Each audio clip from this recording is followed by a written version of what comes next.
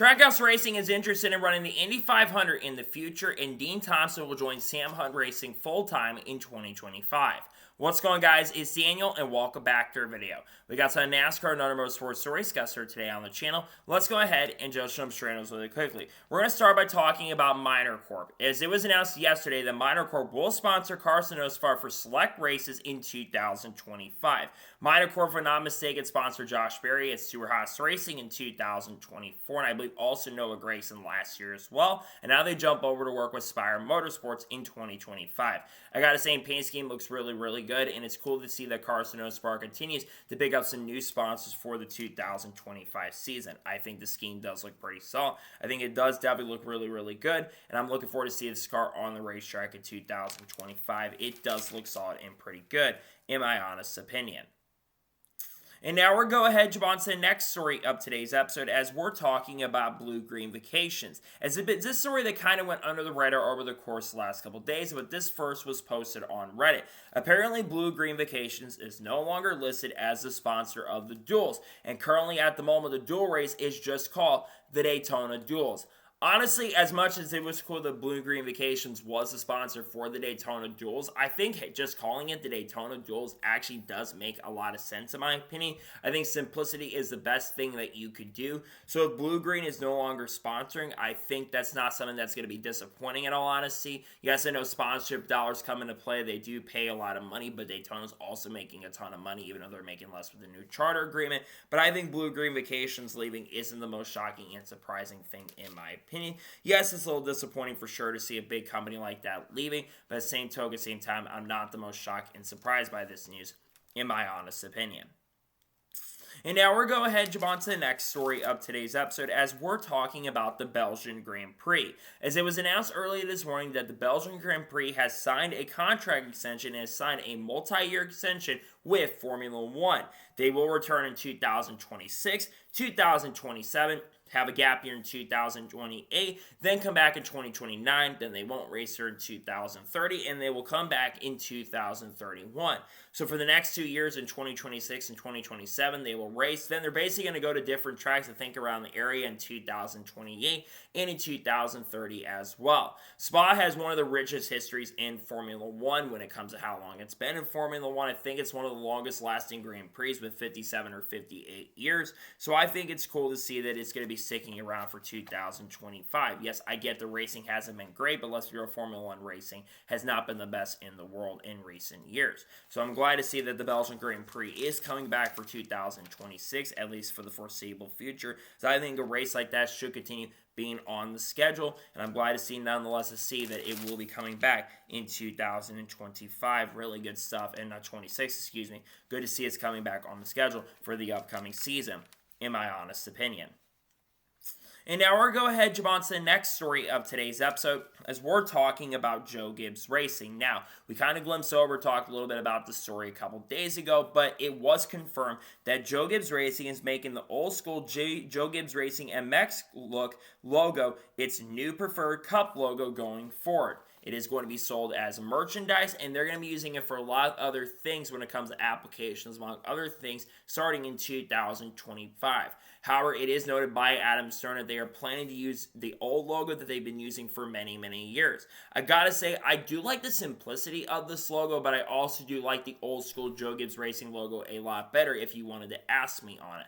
I think the JGR old logo has been around for so many years, and it's had a lot of iconic moments in the sport. It's seen a lot of drivers at Joe Gibbs Racing win championships and win many races, and of course, Joe Gibbs Racing, one of the most successful teams. Again, this has been something they were using in the MX when Coy Gibbs, of course, is running the motocross team over, I think, in AMA Supercross, if I'm not mistaken. So I think it's cool that they're bringing the old school logo back in some way, but also, like I said, at the same token, at the same time, I think that the old logo was a lot better, but I think they're doing it in respect for Coy, which I completely respect, and I love that they're doing that. So again, I do understand why they're making the move. It's simple in my opinion, but I also think it's kind of bleak in a way, but I do like some of the look for it, definitely, in my honest opinion.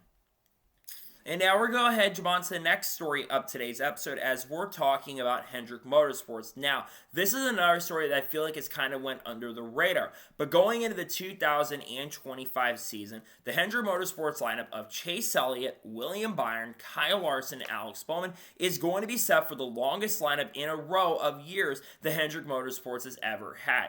This is going to be the 5th year that Hendrick has had this same lineup of all 4 drivers. The last time we had a lineup this long was when we had a 2012 and 2015 Hendrick lineup for Casey Kane, Jimmy Johnson, Jeff Gordon, and Dale Jr.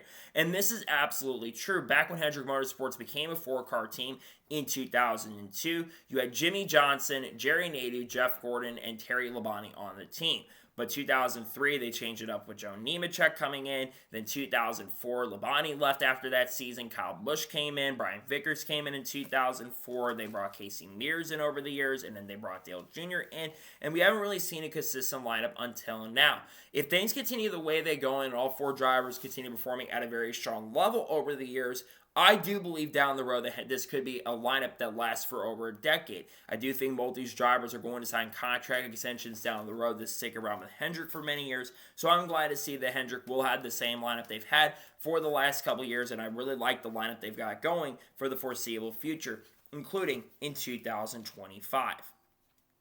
And now we're going ahead and jump on to the next story of today's episode as we're talking about Thad Moffitt. As it was announced yesterday late afternoon that Thad Moffitt will be joining Nitro Motorsports in ARCA in 2025, I believe driving the number 99 or the number 98 machine. There's been rumors that this team was, of course, going to be expanded to a full car operation in 2025, and there were rumors, I believe, at one point that Amber Balkan was going to be the driver of this car, but Thad Moffitt has been chosen. Now, I think Thad Moffitt is a better driver than Amber Balkan, so they did make the better choice. That being said, I'm going to be real and honest on Thad Moffitt. Thad Moffitt does seem like a good kid, and a lot of people do like him in the industry, considering he is the grandson or the great-grandson of Richard Petty. Here's a problem I do have, though. Thad Moffitt, I don't think is going to perform very, very well, if I'm going to be real and honest. But I understand why they're going with someone funny, because they lost Thomas Sanusi Etta, who, of course, is going to the Corp Racing family team and Xfinity competition in 2025. I think this team, yes, they're going to have Venturini help, but Venturini really struggled in 2024, so I'm not quite sure they're going to perform at a very high level in 2025. I just don't see Thad Moffitt setting the world on fire. I do want to see him do good, don't get me wrong, but like I said, I just don't see Thad Moffitt absolutely killing it this year. I think he's going to struggle a little bit throughout 2025, and I don't think he's going to be a major championship threat and contender. If he wins a race this year, I will be very, very proud of him, and that'd be cool for him to do. Again, like I said, though, I don't expect Thad Moffitt to set the world on fire. I definitely think there are going to be some struggles coming his way, and I do think he will not run that great, and I think he will struggle somewhat throughout 2025, unfortunately. I'm just not expecting him to be a major threat and contender in 2025. And now we're going ahead and jump on to the next story of today's episode as we're talking about Katherine Legge. As it was announced yesterday morning that Katherine Legge will be making her ARCA debut at Daytona next month, driving a number 23 car for Sigma Performances Services. This is definitely shocking, but I love the fact that Katherine Legge is expanding her horizons and going and racing in different series. Of course, in the next week or so, she is going to be making her Chili Bowl debut as she'll be driving the number 12 for her Bacchus Racing and racing in the Chili Bowl for the first time. Now, Katherine Legge does have some NASCAR experience, but she's never raced, I don't believe I'm not mistaken, she's ever raced on an oval in NASCAR. All of her starts have, of course, come at road courses, but she is going to be with a solid team and organization this time around. The Sigma Performance Service organization with Tyler Reif, they ran quite well last year, and in 2023, Tyler Reif did end up winning a race in the main ARCA series at Phoenix Raceway. I think Katherine Legge, of course, she will have to qualify her way in, and I think that this could be down the road a possibility for running maybe some big super speedway races down the road, because once she is cleared, she will get the chance and opportunity to run as many races as she wants to in ARCA, and I would have to think that this means that she's going to run some more ARCA races in 2025, because you wouldn't just do a one-off, right? You want to go and expand your horizons and go and run different series, because she really doesn't have an IndyCar career at the moment, though I would have to think that she at some point is going to run the Indy 500. But I think it is cool to see that Katherine Legge is coming in and running the ARCA race. Now, I don't expect her to contend for the win realistically, but I think if she can run really well and run up front and use the draft like she's done at Indy 500, I think she could have an opportunity to have a really good run. So we'll see what happens with Katherine. A really great opportunity for her. We'll see if she can run really strong in the ARCA race at Daytona later this year. Good luck to her when we do get down there in 2025 at Daytona. And now we're going ahead and jump on to the next story of today's episode as we're talking about Marco Andretti. As it was announced yesterday morning that Marco Andretti, as expected, will enter the 2025 Indianapolis 500, driving a number 98 car for Andretti Global. The only difference this time around is that Michael Andretti is no longer an owner of the organization this year. But Marco Andretti entering the Indy 500 is not shocking and surprising. Every single year he tends to run it. I think he's ran every Indy 500 since 2006, which came very close to winning as a rookie. He's trying to carry that legendary Andretti name to another Indy 500, which the last time the Andretti name did go to victory lane in the Indy 500 was all the way back in 1969. So it's been quite many years since we've seen them go to victory lane. Now, I think he does have a really good chance to qualify his way in, and Marco, I think, could be very competitive. He has been competitive in the Indy 500 the last couple of years, and the Andretti speed has been there. My big question is, will he have a chance to win? I think he does have a chance to win. There's no denying it. This team always brings the pace and speed, and they are always usually very, very competitive. So we're going to have to kind of wait and see what happens and see the performance from this organization, because like I said, I do think they've got a really good opportunity here to be super, super competitive, and I think he's going to have a good team to go work with but it's been a long time since Andretti won a race. It's been about a couple years since they last won. In the last Indy 500, I think they won, if I'm not mistaken, was with Alexander Rossi or Takuma Sato. So it's been many, many years. But again, I'm glad to see that he is coming back to run it. I think he could be very competitive, and I think he'll have a good chance and opportunity to run really strong and really, really well with this team in 2025. We'll see how he does in this year's Indy 500. And now we're going ahead and jump on to the next story of today's episode as we're talking about Ryan Sieg. As it was confirmed yesterday afternoon that Ryan Sieg will be officially returning in 2025 and the organization will be returning in 2025 as well. Ryan Sieg will be back behind the wheel of the number 39 for 2025. This, of course, has been expected that Ryan was going to come back in 2025. We just had not had any official confirmation at the time. But Ryan Sieg at the end of 2024, I gotta say, put up some really incredible performances. He probably should have won that race at Las Vegas Motor Speedway. He had the fastest car in that event. He also probably should have won that race at Texas. The speed that this 39 team had is probably the most speed I've seen the organization had since before COVID came around in 2020. It's been that long since we've seen the 39 car be a legit winning contender. And you don't normally see the 39 team this quick. And a lot of that comes from, of course, from the fact they got a lot of stuff in Stuart Haas Racing, which some of that equipment I think is falling over with them in 2025 as well. I think Ryan Sieg is going to be a playoff contender. I don't think he will make the playoffs personally at this time, but I think he will be a driver who has a chance and opportunity to make the playoffs in 2025. Again, Ryan Sieg, if he can win a race, which I think is very possible, if they have the equipment this year, I think he does have a chance to be really fast. Now, we're still kind of waiting on who the other drivers are going to be at this program for the 2025 year, because I want to see this team kind of have good talent. The thing is, we don't know the rest of the lineup for some of the other teams at this moment, but I do think that Ryan Sieg will have a decent chance and a strong opportunity, and I think it makes a lot of sense that he is, like I said, coming back in 2025. I think he will have a good shot. Don't deny that. I think he will be fast. I think he will show some really solid pace and some really good speed this year. I'm excited to see what he can do in 2025 with the program and see if Ryan Sieg can have a chance and an opportunity to go out there and try to compete for a championship. We'll see what he does, and we'll see if he can perform really good once again like he did in 2024. And now we're going ahead and jump on to the next story of today's episode as we're talking about the Haas Factory Team. Now, it was announced yesterday and confirmed that the Haas Factory Team rebrand and the logo has officially been updated for 2025, and the number logos have also been changed for 2025 as well. When you take a look at the 241 cars and the 00 that is being used, I gotta say these number logos do look really interesting, but the Stewart Haas Racing look that they had no longer exists. This is going to be the first year, of course, the Haas Factory Team is in after Stewart Haas Racing no longer exists. Cole Custer will drive the 41 car with Aaron Kramer being the crew chief of that seat. Of course, we know that Sheldon Creed is going to drive the 00 NASCAR Xfinity Series competition, with his crew chief being Jonathan Toney, who was the crew chief for Cole Custer the last couple of years, and Sam Mayer will drive the 41, with Jason Trinchera being the crew chief, who was with Call It Racing many years ago and also was with Spire Motorsports last season, which we'll talk about here in just a short little bit. When I look at this team going into 2025, yes, I know Aaron Kramer has publicly said that there's a pseudo fourth RFK car.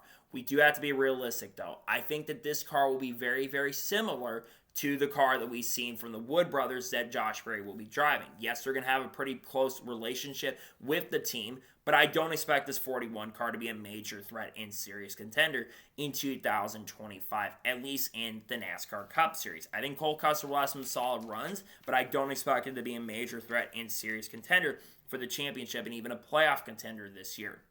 As for the Xfinity cars, I do realistically think that they are going to be championship contenders. Sheldon Creed, yes, has not been able to go and win a race at this point, but shout out to Eric Eastside for bringing these numbers up. Every single year, we have seen Sheldon Creed get better. 2022 had a 17th place average finish. 2023 had a 13th place average finish. In 2024 had a 11th place average finish. And there were a few races in 2024 that Sheldon Creed realistically should have won. He had the car capable of going to victory lane multiple times, just did not have the luck go his way to get those wins, unfortunately.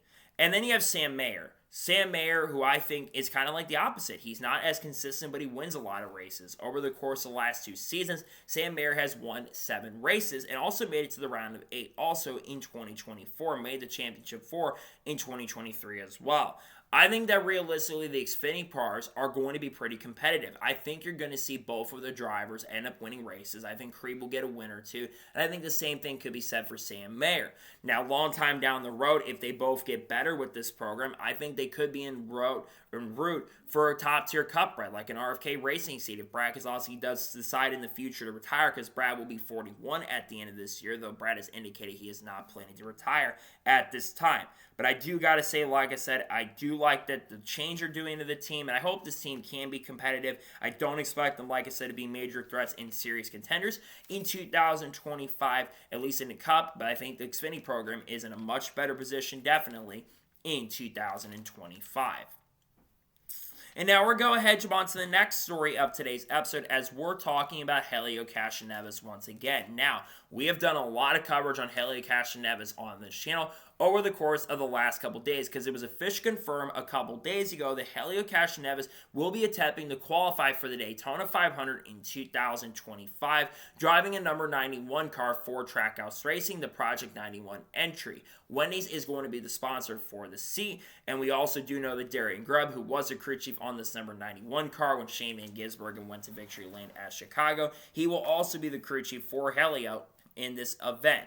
Now, there were some very interesting quotes from yesterday's press conference that took place with Helio getting interviewed by the media. Helio did reveal something that I've kind of known for a long time. He says he has always wanted to try NASCAR going back to his IndyCar days, but Roger denied him that opportunity. Roger Penske, is no secret, really has not let his drivers go and run in different series unless they're associated with Team Penske. Despite the fact that some of the drivers from the IndyCar team have gone to IMSA, it's no secret that some of the drivers like Scott McLaughlin and Joseph Newgarden have expressed interest in wanting to go to NASCAR as well. But unfortunately, Roger Penske has kind of denied his drivers those opportunities to go and race in NASCAR in some way, shape, or form. But the very interesting quote that kind of got brought up, and shout out to Steven Tarano for bringing this up, he says that Helio Castroneves says that he wants to run some more races down the road in NASCAR, including maybe some road course races eventually as well. Now, some are talking about the stock car experience, and some saying that Helio Castroneves should have to do the ARCA race. Well, NASCAR has a new testing policy that is going to be coming in 2025. They, of course, are going to be letting Helio Castroneves next month before the Daytona 500 500. They will let him test at Talladega Super Speedway to get set up and prepared to run the Daytona 500. Trackhouse will be there, and they'll probably get in some like ARCA car or something to get a little bit of experience, though he does have some stock car experience from IROC, though it's been over 20 years, but I think Helio will get up to speed very, very quickly. Now, obviously, we know Trackhouse, they've got a really strong program for this year for the Daytona 500. They, of course, do have Helio in the 91. They've got Shane Van Gisbergen in the 88 this year. They, of course, do have some other drivers like Daniel Suarez in the 99 and Ross Chastain in the 1. They're going to be the first team in NASCAR Cup history to have 4 different drivers from 4 nationalities, which honestly is incredible. And I look at this team, and they're one of the more intriguing teams going into 2025. Not just a Project 91, but you also think about the fact that Daniel Suarez is in a contract year. There's a lot of talk that Connor Zilisch could already go up the Cup in 2026, which I think is very interesting in a way as well. So I'm definitely nonetheless very excited to see this. I'm very intrigued to see how Helio is going to do, and I'm looking forward to see what Helio Castroneves can do and see if he can run really strong in this year's Daytona 500, because I think he does have a strong chance and a great opportunity to be super, super competitive in the Daytona 500 this year if he can find his way to qualify in this time around. And now we're going ahead and jump on to the next story of today's episode as we're talking about Project 91 once again. Now, Justin Marks during the same press conference was being interviewed by the media on some other questions, revolving around, of course, having 4 different nationalities running the Daytona 500 in 4 different cars for the team. But Justin Marks was also asked questions surrounding, will you have more drivers behind the wheel of the Project 91 car in 2025? Justin revealed, I believe, during the press conference that there's definitely a chance and possibility that you're going to see more drivers come in 2025. And he says that more drivers could come from Brazil and South America through down the road. And there's a lot of drivers that are on the list of potential possible drivers that could be picked up to run at some point. And there is a potential possibility that some of these said drivers could end up running in 2025. When I think about drivers from Brazil and South America, there are a few names that do come to mind. One of them, of course, being Felipe Massa, who, of course, was pretty solid in Formula 1 over the years. But another name that comes to my mind is Juan Pablo Montoya. Juan Montoya actually made his NASCAR return for the first time in a decade this past year when he did end up driving the number 50 car for 2311 Racing. Yes, he finished around 32nd, if I remember correctly, but that doesn't tell the full story. He had a flat tire at the end of the event and legit was inside the top 10 and had really good pace and speed. I think Juan Montoya coming over running the Project 91 car would be incredible. And there's some other drivers from that region of the world who I would love to see be contenders. I think Felipe Jurkovic, I think, is from Brazil, if I'm not mistaken. So I'd love to see him get a chance and opportunity. And I know that Sergio Perez is not from South America, but Sergio Perez, I look at that Mexico City race, that's a driver that I would definitely love to see get behind the wheel of the Project 91 car down the road. I'm glad to see they're looking to bring some new drivers, and it's pretty cool to see that Project 91 is back in a pretty big way this year. I think that this is a program that is going to be solid, and I think it is definitely going to be strong this year, and we'll see what drivers they end up choosing for the Project 91 car down the road. I also love to see like Carl Edwards get a chance and opportunity to come back and drive the car. That would be cool too, but we'll see who they decide to go ahead and drive the Project 91 car in 2025. We'll have to see what they end up doing for this upcoming year in regards to that for the upcoming year and season. And now we're going ahead and jump on to the next story of today's episode as we're talking about the 2311 and Front Row Motorsports NASCAR lawsuit. Now, in the last couple weeks, things have been very, very quiet when it comes to the lawsuit. The last time we heard anything and basically things started happening was that NASCAR course is planning to appeal. Quintessentially, they were planning to go ahead and appeal the ruling that the judge had, but that ruling and appeal had not come in, I believe, until yesterday. Now, later today, and we're probably going to cover this on the channel once it does officially get confirmed, I believe that Judge Kenneth Bell, who is proceeding the lawsuit currently at the moment, is basically there is going to be the lawsuit for the cease and desist or whatever is the case to dismiss the lawsuit overall, which I would have to expect that the judge is going to deny that, and the lawsuit is going to continue going on going forward. NASCAR also has done some new stuff when it comes to their appeal, and NASCAR has responded to 2011 and Front Row Motorsports, and they say they would not be allowing them to have their charters for 2025 had they not been forced by the judge. And they also want them to post a bond on how much they are making to them. And NASCAR says the reason they feel like it is because they are suffering irreparable harm. Here's my thoughts on this, and I've kind of trying to be as unbiased as I can, even though I'm probably going to come off a little biased here. I think NASCAR saying that they're suffering irreparable harm, I don't think is very, very true. I think throughout this lawsuit so far, I think both sides have brought up really strong points. Early 2011 front row, they were losing the case originally, but when they had the new judge come in, everything changed very, very quickly. And I do think that NASCAR's response is not the best response they've put out, in my opinion, throughout this. They've had better responses than this, and I think it does look a little bit, to me, a little bit childish on their part personally, but also I do understand that.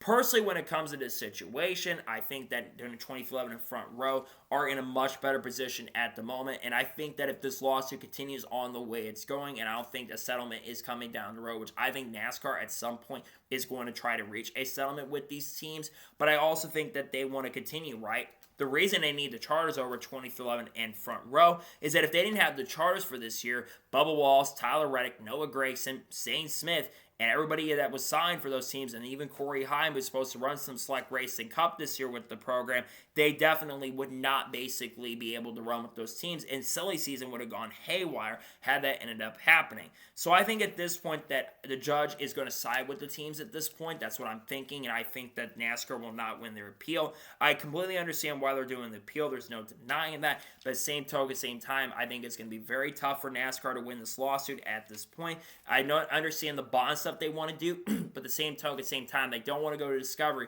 which is why they're trying to win this appeal, and I think it's going to be very difficult for them to overall win this appeal, in my honest opinion. And now we're going ahead and jump on to the next story of today's episode, as we're talking about Justin Bonsignore. As it was announced yesterday morning that Justin Bonsignore will return to Joe Gibbs Racing on a part-time basis in 2025, driving a number 19 car for Joe Gibbs Racing. He will drive that car for 5 races in 2025. We're going to talk about the All-Star number 19 car here in just a short little bit and the numbers around that team as well. But let's go and talk about Justin Bonsignore. This is a really exciting move for me. Last year, Justin Bonsignore made his NASCAR Xfinity Series debut with Joe Gibbs Racing, of course, and he ran exceptionally well in that car. He had a lot of really strong pace and very, very good speed at New Hampshire Motor Speedway, and I think he had a really good chance to go out there and pick up the win at New Hampshire. Unfortunately, I think he got caught up in a wreck. There were some fuel mileage issues at the end, and unfortunately got dropped back because of a pit stop, and then got caught up in a wreck when the race kind of turned very chaotic near the end. Christopher, of course, went to victory lane. I think Justin Bonsignore is getting another great opportunity here, and I think especially the 4-time Wheel and Modified Tour champion, you've got to have that New Hampshire race for sure. Now, again, they did not announce the schedule for the race that he is going to run, but I would have to think that races like New Hampshire and maybe Gateway as well, because Gateway is kind of similar to New Hampshire in a way, are probably 2 of the races that he is going to end up driving in 2025 in the NASCAR Xfinity Series. I think this is a really strong opportunity for Justin, and I think he is going to be really a driver that can win some races this year. And down the road, let's just say, if he could find the funding and sponsorship to come to NASCAR full-time, I would love to see him go full-time with Joe Gibbs Racing. But then again, you've got drivers like Ryan Truex who are not signed with the team, and you've got other drivers who I think are also deserving being full-time drivers, not with the program this year, though. The one of those drivers who is going to be with Front Row this year, that being Chandler Smith, who will be in the Craftsman Truck Series this year.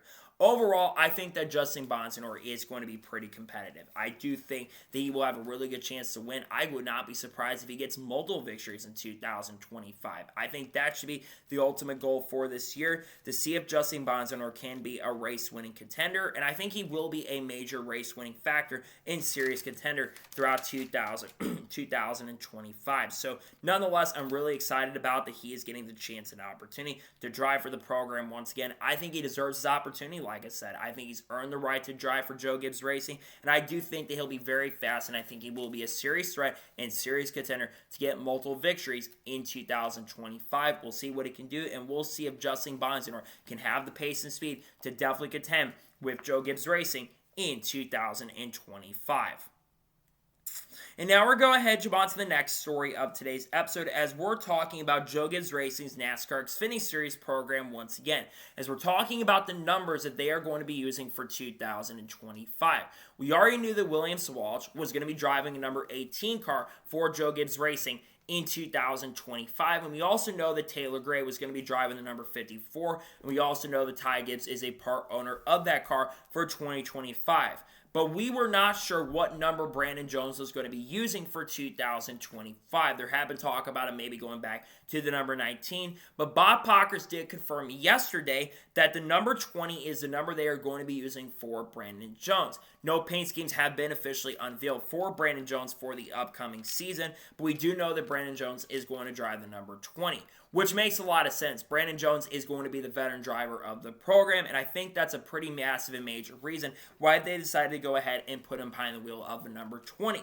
Going into 2025, he is coming back to a team that he's, of course, driven for before. And he had a lot of success with Joe Gibbs Racing. He picked up 5 wins with the program over a course of about a 5 to 6 year span and had some solid success, including making it to the round of 8 in 2022. And remember, he just straight up beat Kyle Busch at Phoenix Raceway in 2020, if I remember correctly, and just had some strong performances with this program.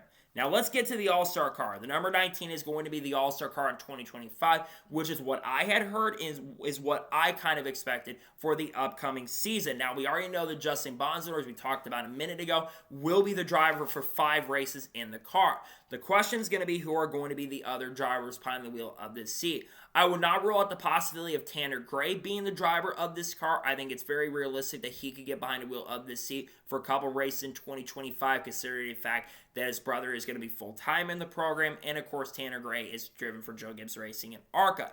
I would not rule out the possibility of drivers in Cup, like Chase Briscoe, can make a few starts. I would also like to see Eric Jones get a chance and an opportunity in this car. And I think it'd be cool if Bubba Wallace got a chance and opportunity to drive this seat, and I would think Ty Gibbs also will make a few starts along with Chris Bell and Denny Hamlin.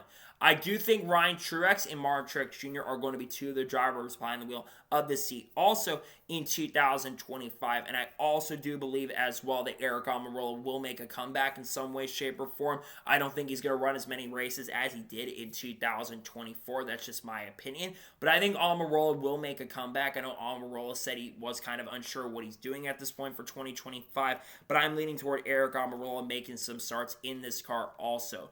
Overall, I think that them bringing the 20 for Brandon Jones does make a lot of sense, so I know some people would rather have the 20 be the All-Star car, and Brandon Jones back in the 19, which also does make a lot of sense why he would be behind the wheel of the number 19. So we'll see what happens in regards to this when it comes to Joe Gibbs Racing's NASCAR Xfinity Series program, but I do think that the 19 does make sense for them to use, and I think the 19 car will be competitive in contending for victories. We'll see who they all decide to choose for the number 19 car in 2025. We'll have to wait and see what happens in regards to that.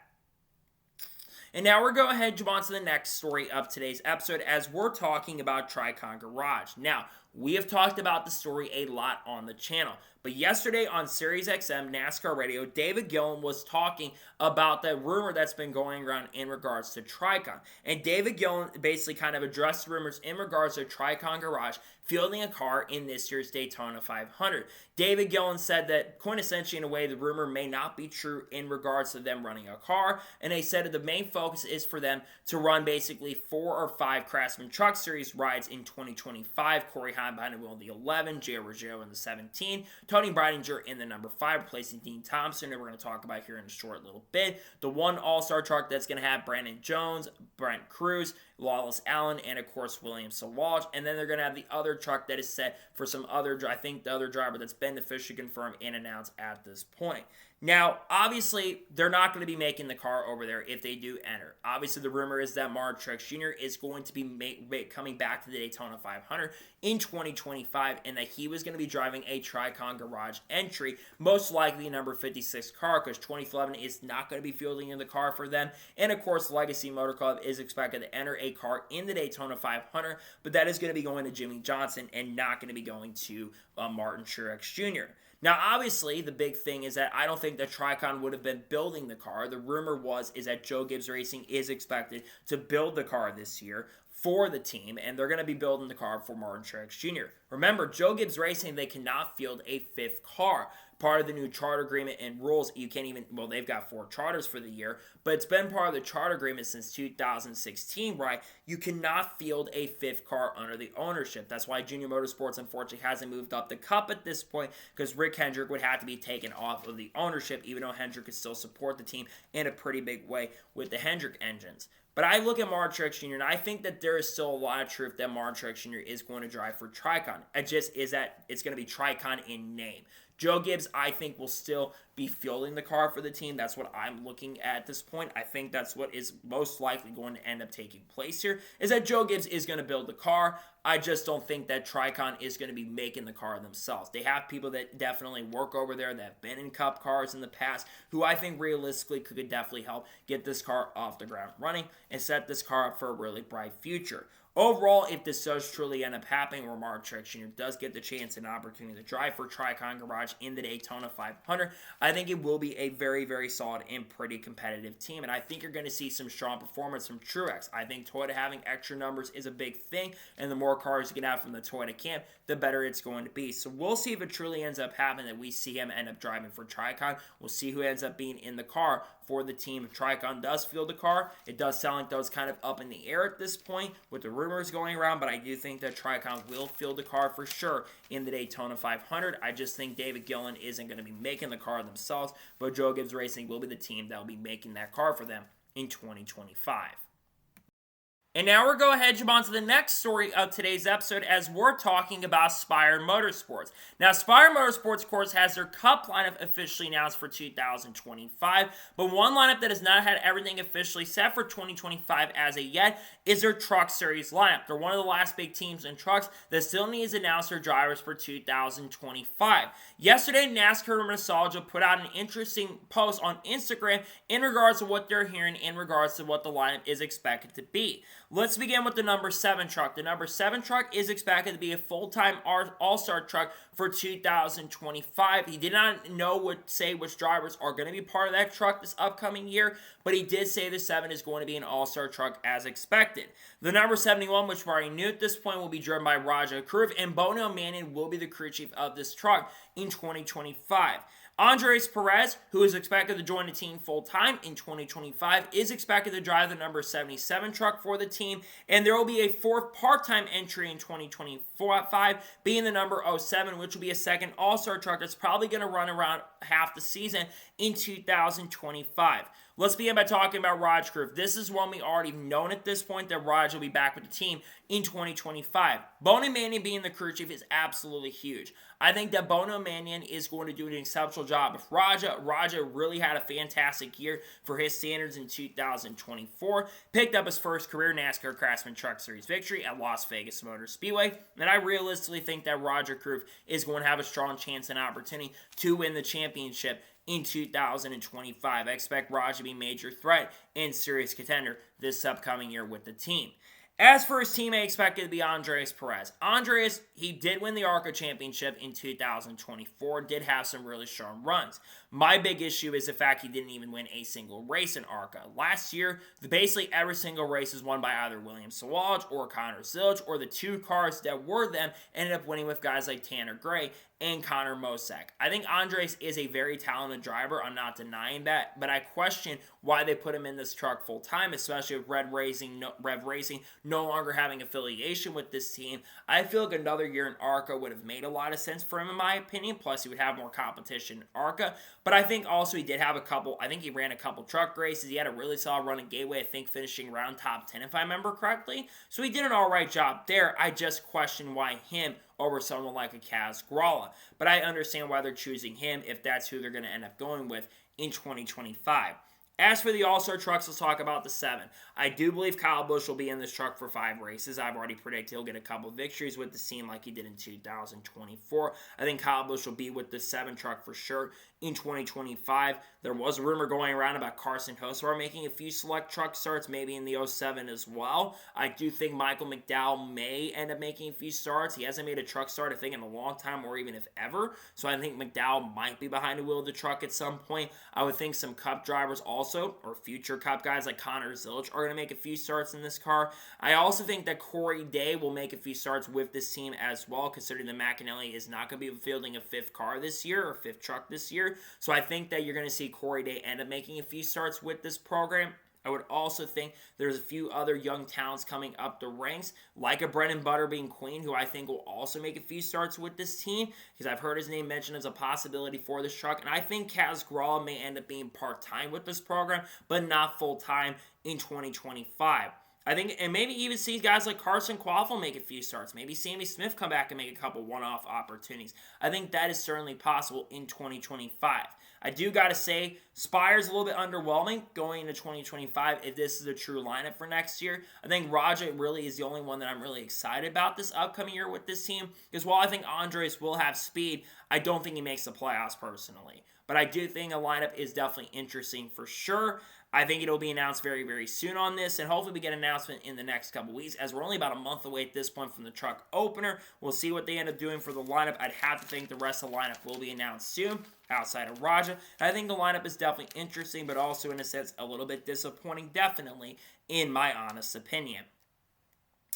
And now we're going to jump on to the first of 2 major stories in today's episode, as we're talking about Dean Thompson, as it was officially confirmed after months and months of speculation that Dean Thompson will move up to the NASCAR Xfinity Series full-time in 2025. He will drive the number 26 car for Sam Hunt Racing in 2025. Now, Dean Thompson, for those who do not know, competed full-time in the NASCAR Craftsman Truck Series in 2024, and he did not put up the best results, if we're going to be honest. Dean Thompson absolutely struggled in the NASCAR Craftsman Truck Series. He didn't even score a single top 5 finish, though he did get a couple top 10s in 2025, and I think his average finish actually improved very, very slightly in 2024. The big reason why Dean Thompson is getting the seat over someone like a Corey Heim is because Dean Thompson brings a big checkbook. His family has a really big company they own, Thompson Pipe Group, which is owned by Dean Thompson's father, has a lot of money backing, which is a massive reason why Dean Thompson is getting this car in 2025. Now, let's be real and honest here. Dean Thompson, he struggled, like I said, in truck competition. I feel like Dean Thompson personally, and this is no disrespect to Dean Thompson, I feel like he is being rushed up to Xfinity way too quickly. I don't think he's ready to move out to Xfinity full time. I could be proven wrong, and he does very, very good, but I just don't see Dean Thompson setting the world on fire in this truck. And car, I should say. And personally, I think that there are more talented drivers who are absolutely more capable than Dean Thompson to contend for wins. Like I mentioned, Corey Heim. It frustrates me that Corey Heim, who is one of the best young talents in NASCAR right now, is not moving up to Xfinity, while you have people like Dean Thompson and Taylor Gray moving up. And I'm not saying Taylor Gray sucks. Taylor Gray, in my opinion, is way better than Dean Thompson and had some solid runs in Xfinity competition. But if Taylor Gray's father wasn't as rich as he is, he wouldn't have the seat that he has. I think Taylor Gray's father is worth a couple $1 billion, I'm pretty sure, in money and millions. So I don't really think that's a big reason why Taylor Gray is moving up next year.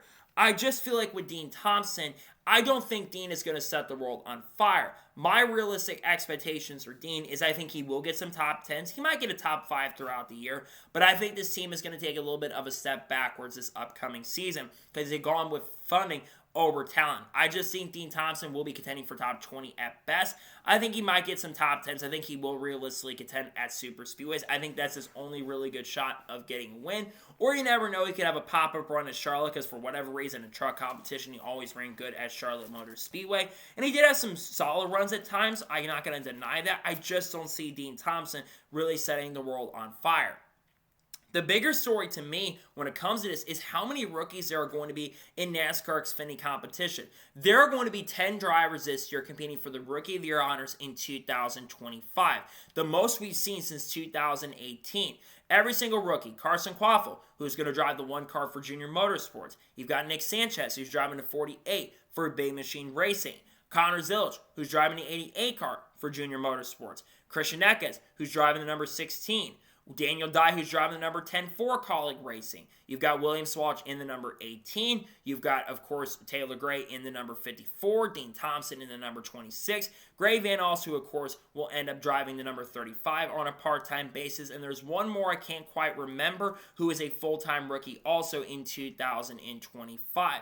I look at the rookie class for this year, and Dean Thompson is not one of the drivers that I have as a favorite for the Rookie of the Year this year. If you want my honest pick for the Rookie of the Year, I think it comes down between Connor Zilisch and Carson Kvapil for the win on that front. And I'm going to give it to Connor Zilisch, who I think is honestly maybe not just only the favorite to win the Rookie of the Year. I think he's actually a favorite to honestly win the championship this year. I really think he is going to have a really strong chance and a great opportunity to do that where he can win the championship. For Dean Thompson, though, going back to him, like I said, I just do not expect much from Dean Thompson going into this season. I think he is going to struggle quite a bit this year, and I wish Corey Heim was chosen as the driver, or Ryan Truex even at this point.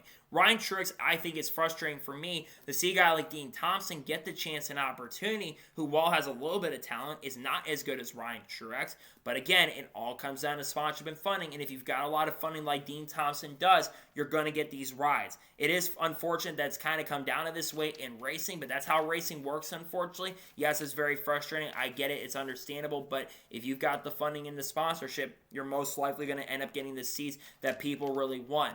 I hope that Dean can prove me wrong and run really good this year. I just don't expect much from Dean. And of course, we have people in Xfinity moving down, like Harrison Burton is going to be taking over Haley Deegan this year and all that kind of stuff too, and other people moving around like Sheldon Creasy and Mayer. But I just don't think that it's going to be a great year for Dean. I think he struggles a little bit, and I don't think he's going to run well. I hope he can prove me wrong and run really, really strong, but I'm not expecting to set the world on fire. I think he will struggle a little bit, definitely, in 2025. And now we're going ahead, jump on to the final major story of today's episode, as we're talking about Trackhouse Racing once again. Now, we have talked a lot about Trackhouse Racing on the channel, obviously, in the last couple weeks, because Trackhouse Racing is bringing back Project 91, and of course, they are going to have it for Helio Castroneves in 2025. But one thing that kind of got asked about is the potential possibility of Trackhouse Racing getting involved in the Indy 500 down the road. And John Newby from NBC Sports, and also, of course, Adam Stern kind of quoted this from that NBC Sports article. Here's what Justin Marks said about the possibility of Trackhouse Racing running the Indy 500 in the future. He says, when the time is right, we'll take a hard look at it. I don't think the Trackhouse story will ever be complete without running the great race, open wheel race in the world. Trackhouse Racing this is not the first time that Trackhouse Racing has had interest in running an IndyCar and running the Indianapolis 500. Back in 2024, there was a lot of talk in the middle of the summer. There was a lot of talk in Justin Marks, I believe, was on NASCAR, basically right before the All-Star race took place, with the interest of that. Justin Marks, I think, was getting interviewed by the people from Fox Sports like Kevin Harvick, Chris Myers, and Clint Boyer. And Justin Marks then said he was absolutely interested in running a car in the Indianapolis 500. And Trackhouse Racing has been the team that has been making major moves over the course of the last couple years. They purchased a Chip Ganassi Racing NASCAR Cup operation, have been running the Cup operation. But they obviously are in a lot of different other sports right now. They're in MotoGP. They're going in, I believe, their second year as a team in MotoGP, or even their third year at this point in MotoGP. And the car and the team they've had has actually gotten a couple podiums and has contended for a few victories in MotoGP this year, with their two drivers, Raul Fernandez, and I can't remember the other driver's name, who is part of the program. But now they're going to have an IMSA program, technically in 2025, as they're going to be running the Rolex 24 this year. They're going to have Shane Van Gisbergen, Connor Zilisch, Scott McLaughlin, and Ben Keating driving for the team, which will compete in the GTD Pro class in 2025. And I think them running the Indy 500 absolutely would make a lot of sense. Now, I think there is a chance and possibility that Trackhouse Racing is going to get involved at least a little bit in this year's Indianapolis 500. I don't think they're going to be running a full-fledged car for someone like a Shane Van Gisbergen or a Connor Zilisch, but I do think they are going to be part of a program in 2025. My realistic expectation is going to be Meyer Shank Racing. There's a couple reasons why I think Meyer Shank Racing is very likely possibility. Number one, Helio Castroneves is a co-owner of Meyer Shank Racing on a part-time stint as an owner, and also is back in the Indy 500 in 2025. I think that is a car they end up partnering with in a way in 2025. But there's another big reason why I think this is very, very likely, definitely for 2025. Think about this. What team is Meyer Shank Racing associating themselves very closely with? What alliance are they going to have? A Chip Ganassi Racing alliance. Remember, Justin Marks drove for Chip Ganassi Racing, and then bought the Chip Ganassi Racing Cup operation. Yes, I know it's kind of a conflict of interest when it comes to manufacturers, but it doesn't stop teams from having different manufacturers there. You think, of course, about the fact, you look at the fact that Team Penske, they run Chevrolets in IndyCar, but they run Fords in NASCAR. So manufacturers, I don't think, are a major problem when it comes to that. Yes, Honda and Chevy are direct competitors, but I think that this could also down the road lead Trackhouse Racing leaving Chevrolet and going to Honda if they join NASCAR, right? There's been talk about Honda coming into NASCAR over the course of the last couple of years, so that still has not happened at this point.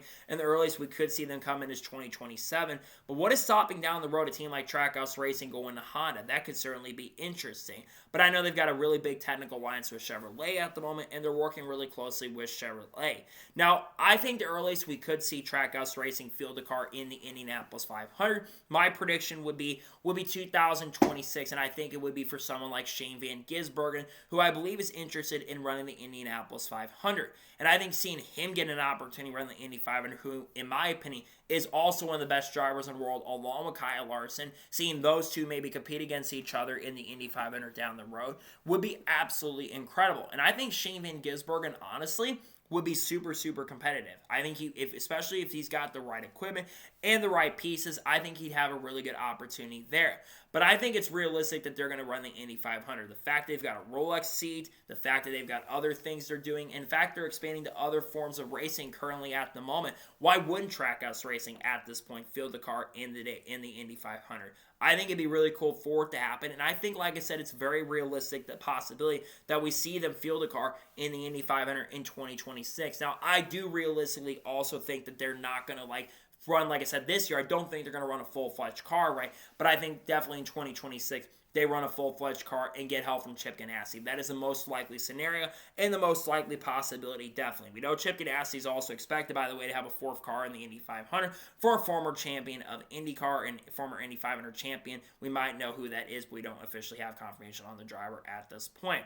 Nonetheless, I think it's definitely very interesting for sure, and we'll have to kind of wait and see what happens in regards if Trackhouse Racing truly decides to go ahead and field the car. But I do have a really good feeling that this is going to happen at some point in 2025, or they're going to get involved in some way, shape, or form and get involved in motorsports. We'll see what ends up happening in regards to this down the road, and we'll see if they truly field a car in the Indy 500, but I think there's a good chance it could happen in the not-so-distant future.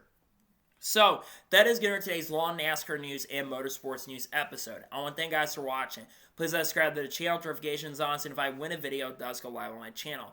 Follow me on Twitter, Facebook, and Instagram, and support me on Patreon as well. Let's go some more of that and comment your thoughts below on today's episode. You think Trackhouse Racing will ever go to the Indy 500? Let me know your thoughts in the comments below. And what are your thoughts about Dean Thompson joining Sam Hunt Racing? Let me know your thoughts in the comments below. There might be more news dropping throughout the day, and if there's a lot of news, we'll discuss here live on the channel. If there's a lot of news today, there'll be a news video tomorrow. If not, there should be the Front Row Motorsports team preview coming out. Then on Friday, there is going to be a NASCAR news video early in the morning. It's also my birthday, by the way, on 2 days from today. So definitely I'm looking to do something probably special for my birthday as well. Over the weekend, I'm going to be releasing very interesting content that I'm not quite sure will be coming out. I might be doing an early look at the NASCAR Xfinity Series driver lineup, perhaps. And I might also be looking at some of the other lineups as well that have been set. There's a lot of great content dropping on the channel, talking people like Haley Deegan, Carl Edwards, Kurt Busch, Shane Van Gisbergen, Connor Sillish, Bubba Wallace, Sheldon Creed, Sam Mayer, who've already talked about today, Kyle Busch, Kurt Busch, everybody there. It's the lawsuit, because we're going to have updates on the lawsuit throughout the day as well. Expect a lot of content to drop on the channel in the coming days. So anyways, like I said, I want to thank you guys for watching today's episode, and I'll see you guys next time for more great, awesome NASCAR content and other motorsports content on the channel like this. Take care, buddy.